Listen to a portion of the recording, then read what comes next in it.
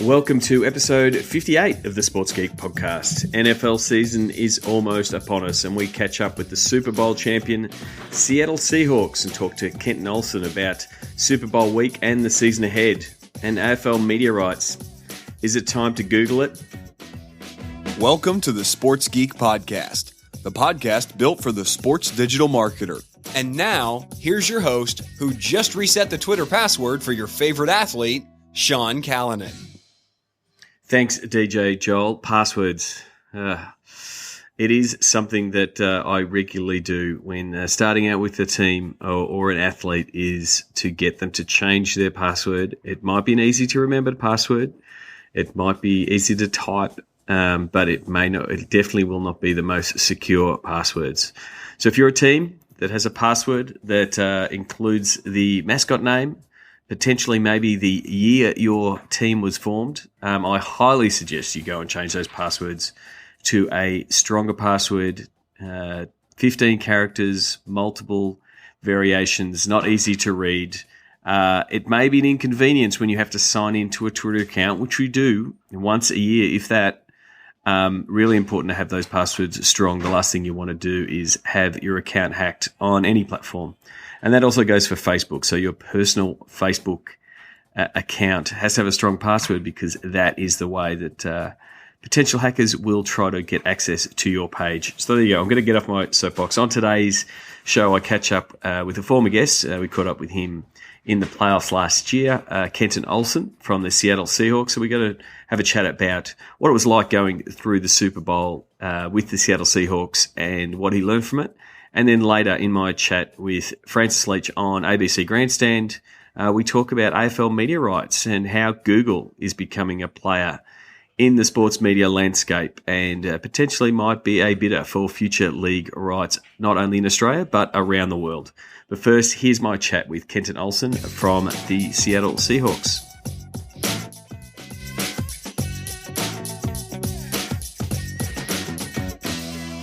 Very happy to welcome a previous guest who was on the podcast who joined me during the NFL playoffs last year, and I'm going to catch up with him before the NFL season. Kenton Olson from the Seattle Seahawks. Welcome to the podcast. Sean, good to be with you again.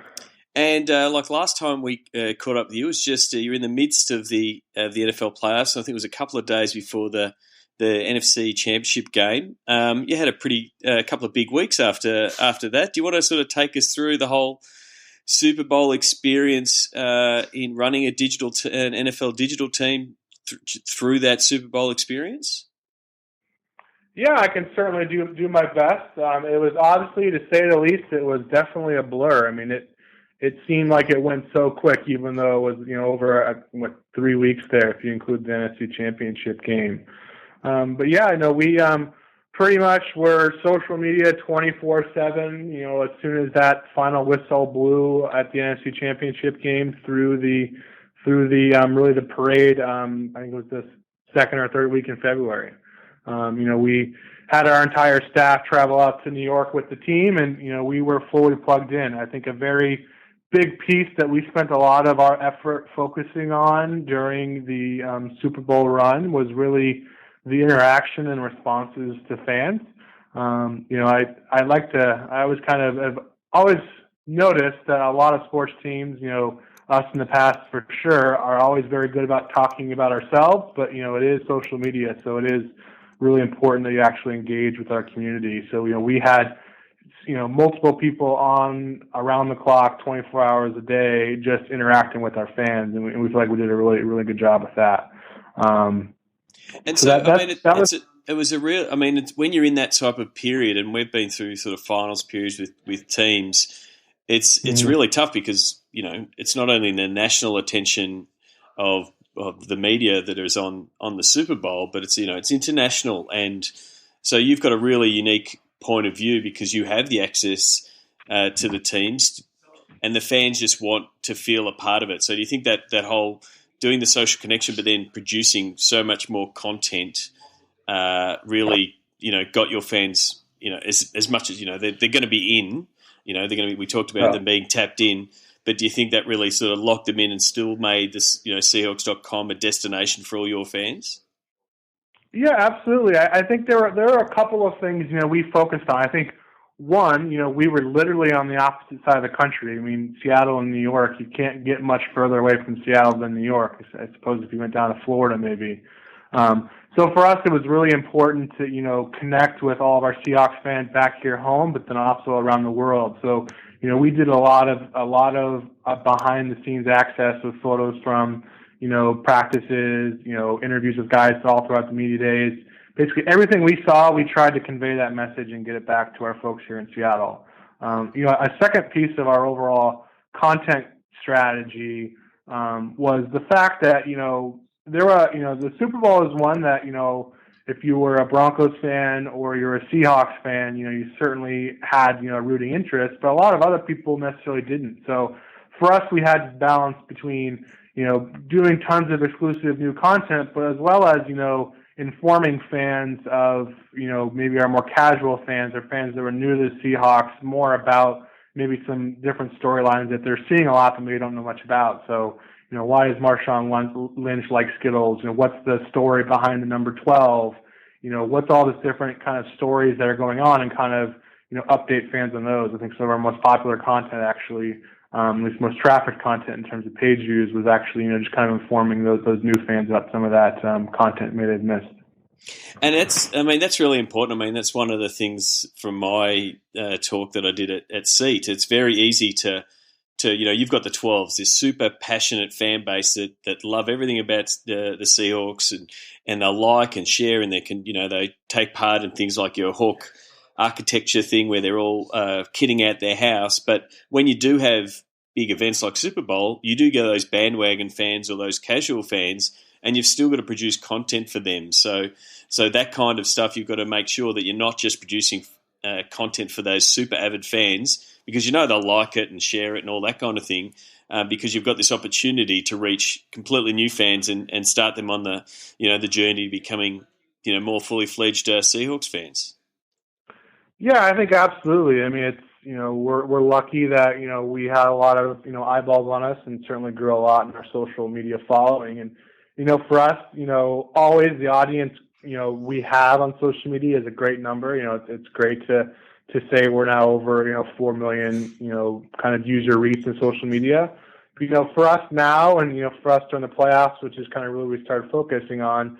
We looked at every post, and we kind of looked at, what content was most engaging. So we kind of created an engagement metric around every single individual post we did, and that was really helpful to kind of figure out, this content is working, this content's not. Let's dial it down here, tune it up there, and it kind of really helped us, really engage with our fans and kind of really figure out what works.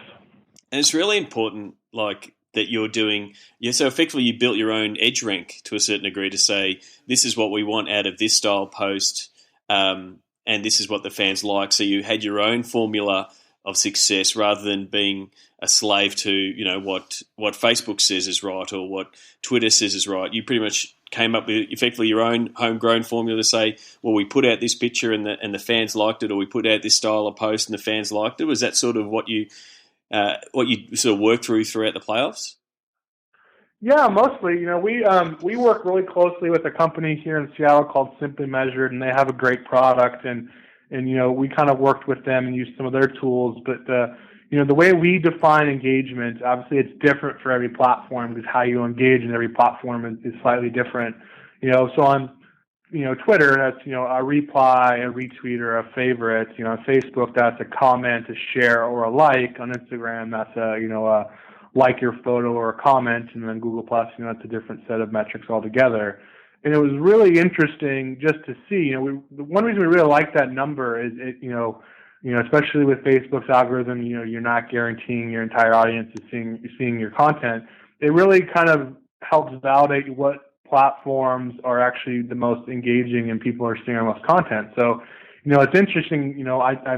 I can't remember exactly what our numbers were during the Super Bowl run, but I do remember our engagement numbers. At the time we had well over 1 million followers on Facebook, and we had just under 500,000 followers on Instagram. So notionally, you think, oh, you're gonna get a lot more engagements on Facebook. When in reality, for us, the average Instagram post, during the time leading up to the Super Bowl had 39,700 engagements versus the average post on Facebook, even though we had more followers, had 26,600 engagement. So it was really interesting for us just to see that in some ways we're actually people are engaging and seeing our content more on Instagram than maybe they are on Facebook or Twitter, for that matter. Well, that you've already answered a question I was going to ask. Was there a platform or a particular piece of content that popped? And you've obviously said that in your answer that Instagram was one, because it's built for engagement, because it doesn't have any other focus. It's not like you can say click this link and go back to our site. The only it's a one action for the fan. They just have to double tap, and if you're putting out content that's right at the right time, that's all they have to do. So there's so many fans that just want to be part of it, and that's the way that they can go about doing it. Yeah, I think, another, certainly the platform was interesting, but I think just the media we posted across the platforms was also really, really interesting for us. So, that was really important for us that we were looking at everything, what content is, the most engaging. And, a lot of people, will say video is, in some ways the most engaging, but, for us from the Super Bowl, run, photos, were much more engaging. It had a much higher engagement metric than video content did, and then, obviously more than written content. So, for us, we just saw the importance of photos. And so, in the past we may had, posted out posts on Twitter that didn't have any media attached, and just based on the metrics, we just kind of shifted. And now, for the most part, everything we post has, a piece of media attached, and that's, really helps grow our engagement on Twitter, and just helps kind of guide, what type of content we want to invest our resources in.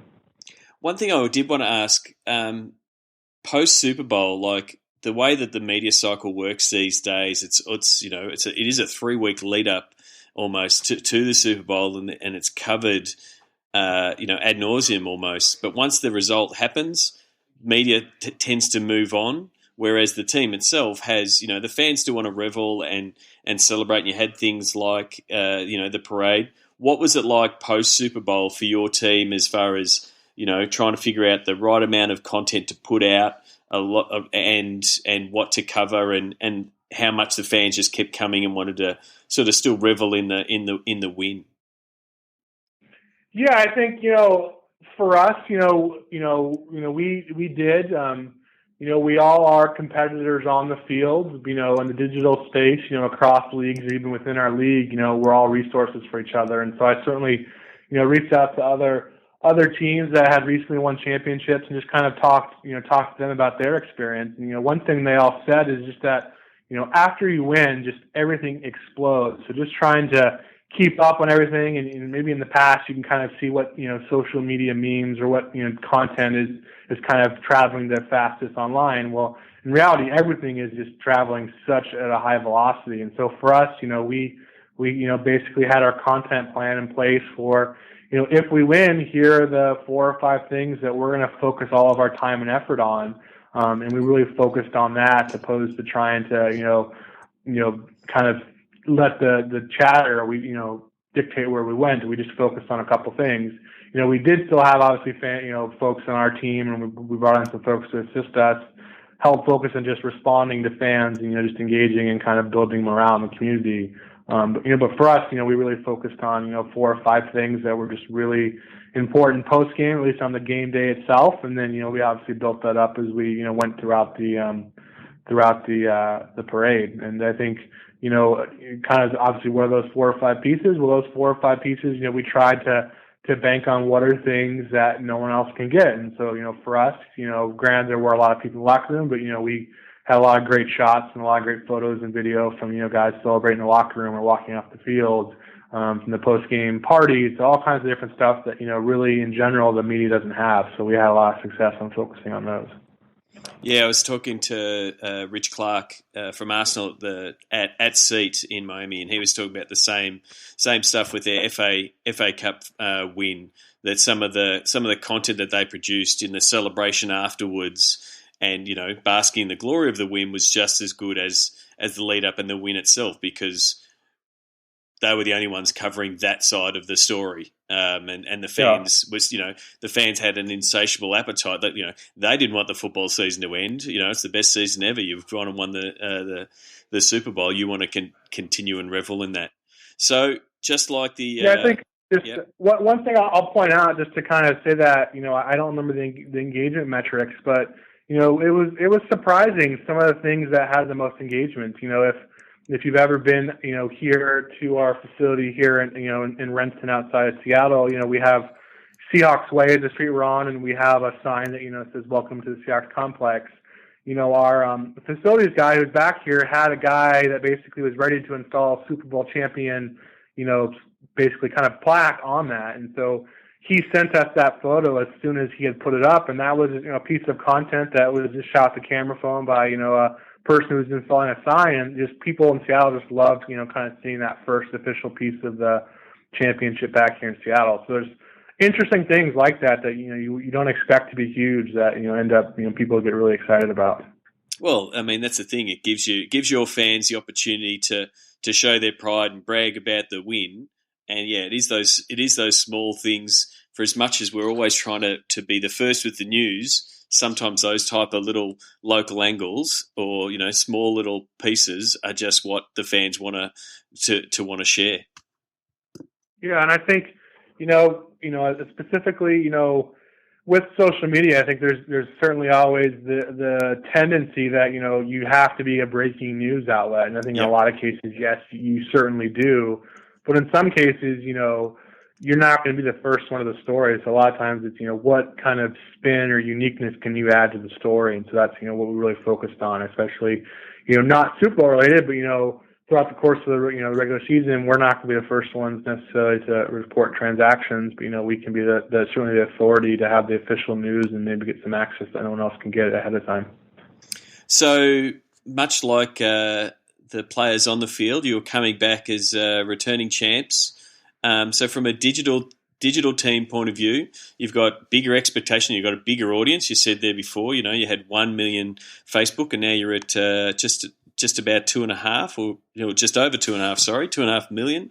So, what type of goals do you have coming into this season from a digital team's point of view? Is there any particular content or platforms you've got some goals around? Yeah, I think one adage too, just to kind of say our audience has grown. It took us 5 years to get to 1 million fans. It took us 5 months to get to 2 million. So. Yep. That kind of just shows you the hockey stick. But so, for us, I think, we're really taking a lot of learnings we had during the Super Bowl in terms of focusing on engagement numbers, focusing on interacting and responding with our fans is obviously huge.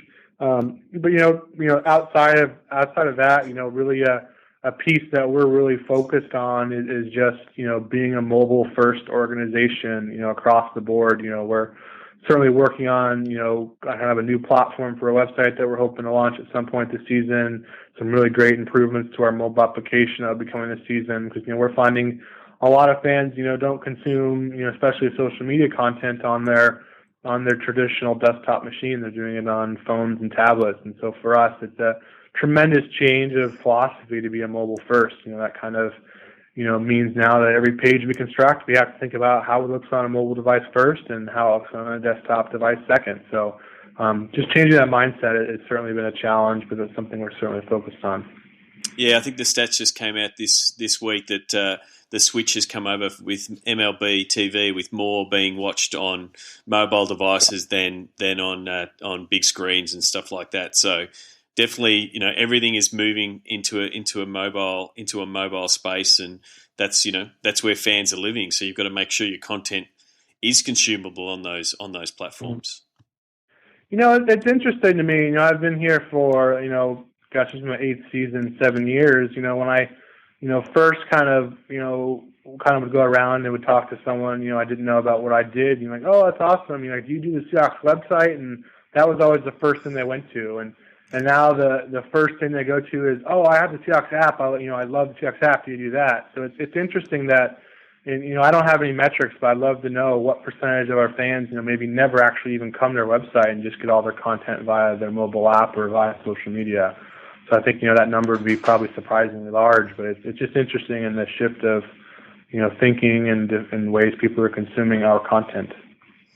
I did want to ask you, I know you guys have been sort of posting that way, the recent article in the last couple of days where Facebook has said they're changing the way that EdgeRank is working again and trying to get rid of things like clickbait and, spammy type of headlines. And I don't know, did you catch that article? Yeah, I sure did. Yeah. What are your... Me as a user of Facebook, I'm excited about that. Yeah, definitely. I mean, it's something that we'd seen as a bit of a trend over the last 6 months and sort of took a bit of a, Mark Zuckerberg, when he says, I want Facebook to be the personalized newspaper, they want to be sharing those links. But once they fixed the thumbnail images, so you've got those widescreen images and that looks good on mobile, it was a bit of a no-brainer to go to that space because, people click on the photo, of, Russ Wilson on the front of the SI cover and it sends them straight through to the site. Is that something that you, again, saw as if we're pushing out an article, we want to share it out this way and have been doing that for a little while with good results? Yeah, I think it's a constant balance because, as you had mentioned, about Instagram earlier, Instagram is really built for engagement. For the most part, it's very difficult to leave Instagram. I think there's only one spot on the entire app you can actually click a link, and I think that's the website on your bio page. But other than that, there's nowhere else to click on a link. But for us, it was always interesting, and it was always a balance that, hey, we wanted to have these really engaging Facebook posts. So we want a lot of likes, we want a lot of shares, we want a lot of that stuff. And, we always saw that a photo with a link in the caption always performed better there. But at the end of the day, using the link content always performed better for actually driving people to that piece of content. So, we shifted to moving that link type primarily. I think the two folks who do most of our Facebook posting probably went that way shortly, probably after the Super Bowl, of kind of doing that the primary way. And, we saw it as again, another metric to kind of look at when we're thinking about engagement. It's not only likes plus shares plus comments, it's also the number of link clicks. And so, when we put that piece of it into our little equation, we saw actually that we were getting a much more engaging metric when we did. So we've been using that for a while. I think, there are some cases, where we would still use photos, but, it's an interesting game. I'm always trying to figure out what works best on Facebook. I think in some ways, we've in the past, we've always had some mistakes. Occasionally I feel like, it's just my own philosophy. I think in a lot of ways, the news feed kind of sometimes looks at content that's just more unique in a different way. So, a prime example is we had a post, it was actually back when I was working with the Sounders towards the end of last year that, someone had posted it, but they had just forgot to attach the image of the post. That post had a much higher reach, much higher engagement, much higher everything than any other post we had. And we couldn't figure it out. And, our kind of pet theory was that, it's basically looked at it and just not many brands are just posting text posts. So I kind of looked at that and kind of, prioritized that. But, I saw the old, I think that was a loophole or effectively a bug. Yeah. And I think this latest change is sort of closed that one. But for me, that was a lot of brands sort of chasing that phantom reach metric, not really, from I was looking at that from a user point of view as a Facebook user, and if everyone, and I was seeing a lot of brands and teams doing that. If everyone's doing that, it becomes a very vanilla and boring feed. Whereas, as a fan, you want to see, an article and you want to see a bone crunching tackle or a player celebrating or whatever to get them through, because photos have always been more engaging and getting more likes and shares. But the fact now that you can share that link, the ability to reshare that has a bit more virality to your content. But it is something. It is a balance. So because I'm still the same.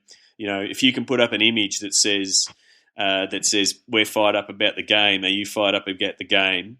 Then fans will like it and share it, and you've got to play that game. You've got to say, yes, I'm going to let you engage with this post, but this post is a post that I want you to click through and read the article on.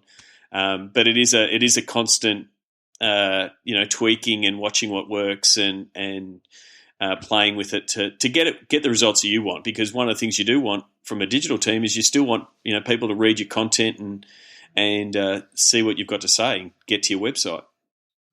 Yeah, absolutely. I mean, it's a constant, it's a constant changing world out there. In a lot of ways, it's similar to, folks that are really focused on the search engine marketing world. It's always changing. And one thing I think that's, where a team sort of fits in perfectly is, game day is obviously hyper aware. Everyone is focused in, but what your job is filling that gap between game days with content and keeping the fans engaged, and that's what all these channels do, to be able to, like you were saying before, tell those stories that aren't getting told in the traditional media, whether it be a player's favourite skittles and those kind of things, to keep the fans coming back and giving those different types of content throughout that aren't just strictly the football, the injuries, those kind of things, but to be a bit more of a content organisation overall.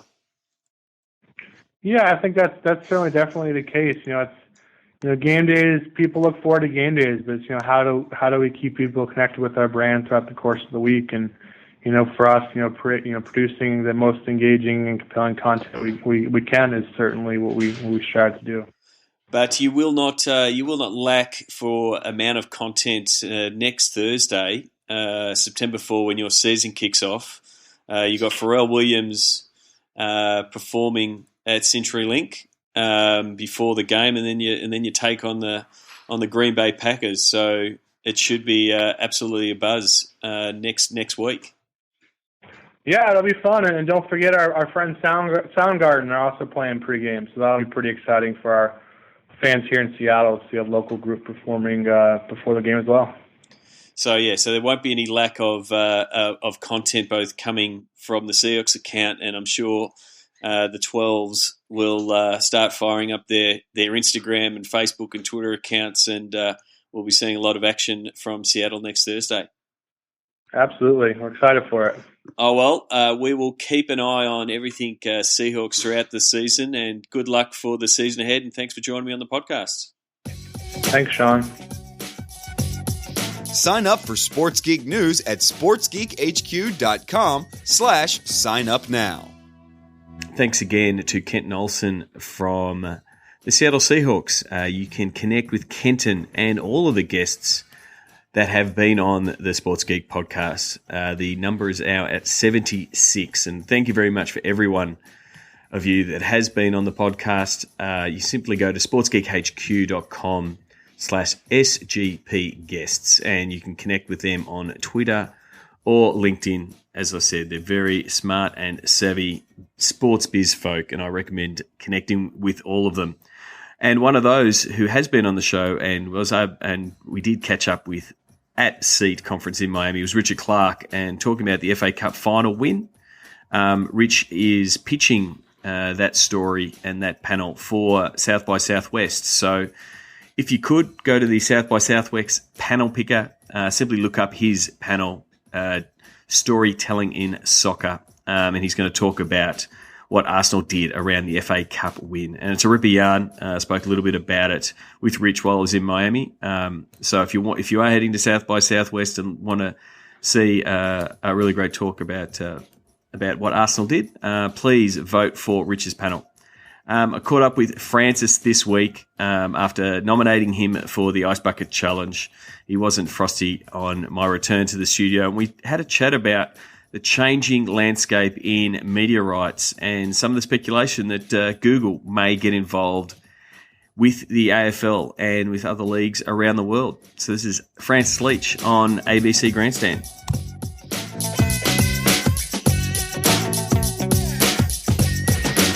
Sean Kellan, the digital sports guru, is in from Sports Geek HQ to talk sport and the digital world on a Saturday morning. G'day, Sean. How are you going? I'm good, thanks, Francis. You'd be better when you turn your mic on. It's all going well this morning. This has been an interesting week with that. We're years out from the AFL TV rights being up for grabs. But they're turning into like a presidential election race now. 2 or 3 years out already, we're talking about the price of potential purchase for AFL TV rights. The $1 billion deal was done last time. Yep. But the landscape's changing dramatically, and there's even a suggestion that non-traditional players could go for the whole lot, could try buying lock, stock and barrel. Yeah, it's pretty much the way with most leagues. They like this. They always are talking about when their next TV rights come up. So the AFL rights come up again in 2016, and we've seen the CEO Gillon McLachlan start the conversation and sort of talk about the different options that the AFL have. And he was talking about splitting up the rights and selling the Friday nights as a 10-year, which is, if a week is a long time in football, 10 years is a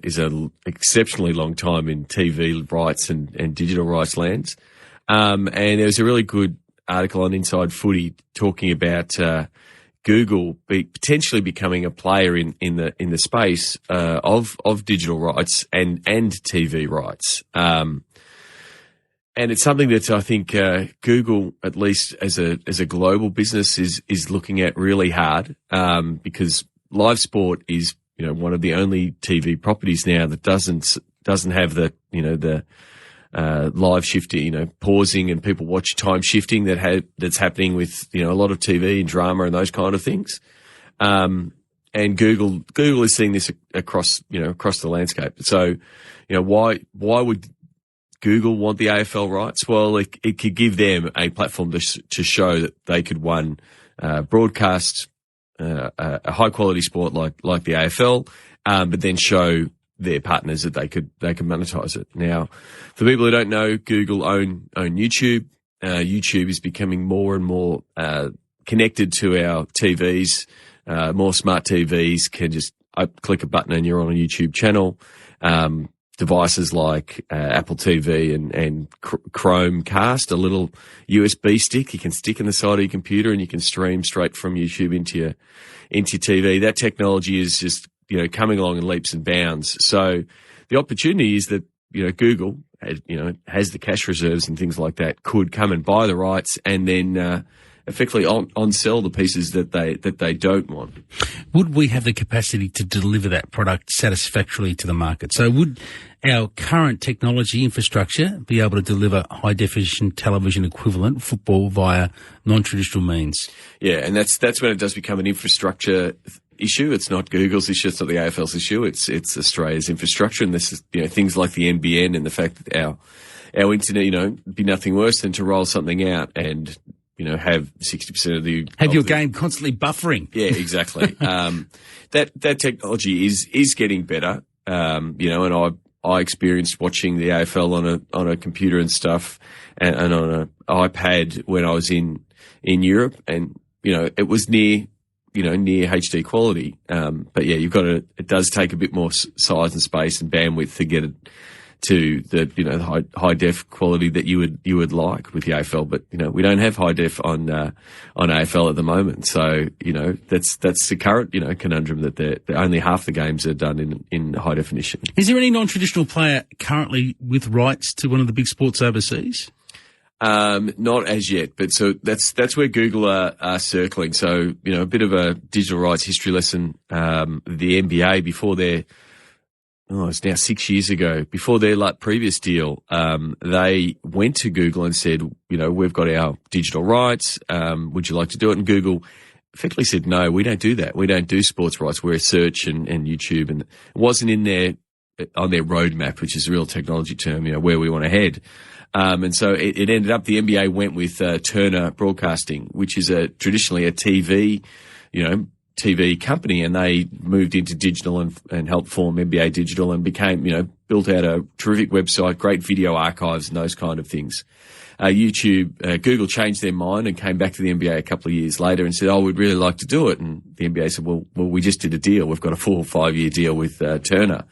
And that sort of triggered Google to head into the IPL and do the live coverage of the first season of the IPL. So you could watch full IPL games, streaming on YouTube. They had the highlight clips and things like that. And all the studies showed that having it online and having the full streaming games online didn't cannibalize the traditional TV. It actually made people watch it more. And now Google's trying to figure out where they can fit. And the crown jewel in sports TV would be the NFL.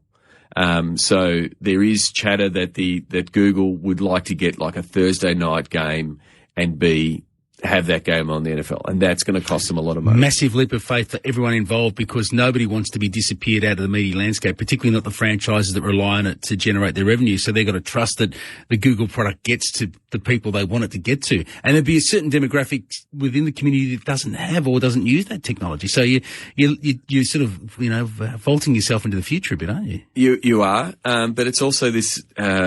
It is just the matter that the media market is fragmenting all over the place, and so there's people watching a lot of games on devices. iPad. Apple's talking about bringing out a maxi iPad. I guess it's going to be a bigger sports one. pad. Yeah, it's going to be a bigger one, and potentially maybe people are going to start watching it on that kind of device. So it might be a different play, but. Unfortunately, I just don't think Australia has the same population and population density and displacement of fans. A lot of fans are close to their team. They get access to their team and to their content via the TV, or they go to the games. We don't have, like you would in the States, Boston Red Sox fans in LA. And the only way that they can consume that content is via these digital platforms.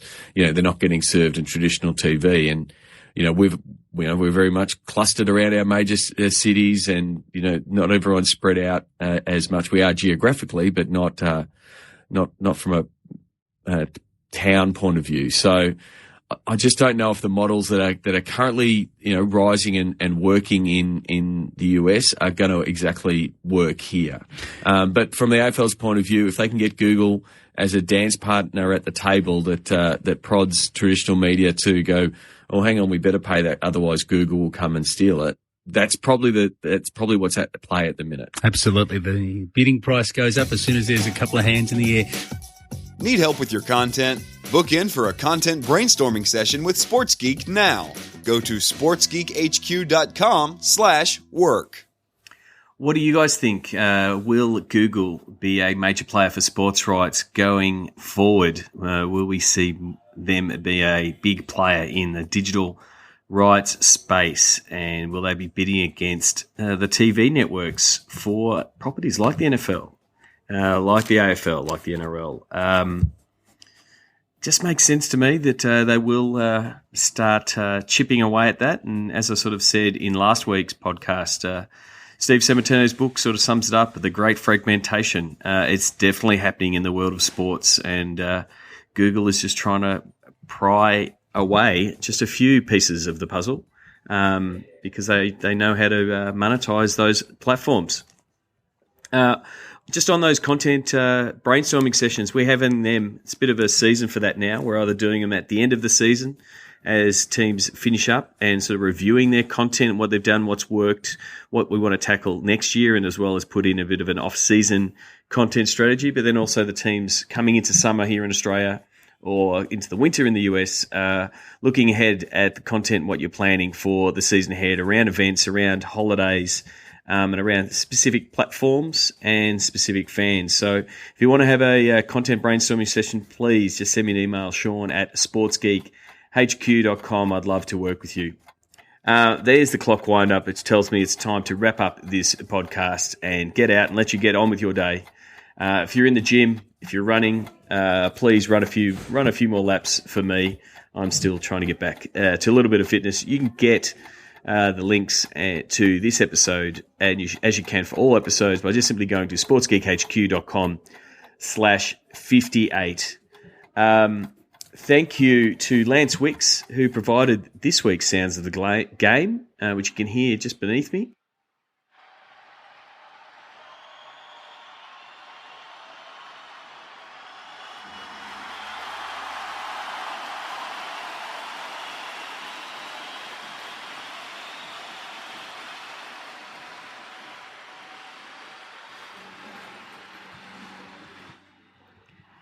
Thanks for that, Lance. That was actually from the World Judo Championships in Russia. So would have been a good guess if you had got that one right. Thanks for sending that in. As always, you can send in your audio clips from a game, and with the NFL season kicking off and final season around the corner with the AFL and NRL. I'd love to get some sounds from around the world, so please send them in.